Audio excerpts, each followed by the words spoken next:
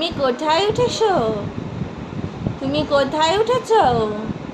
এখন তো নামতে তো আর পারবি না প্যাংলা।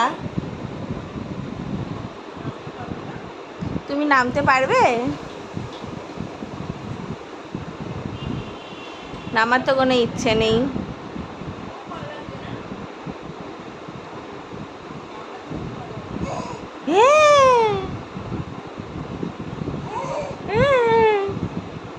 তোকে আমি খাবার দিই না?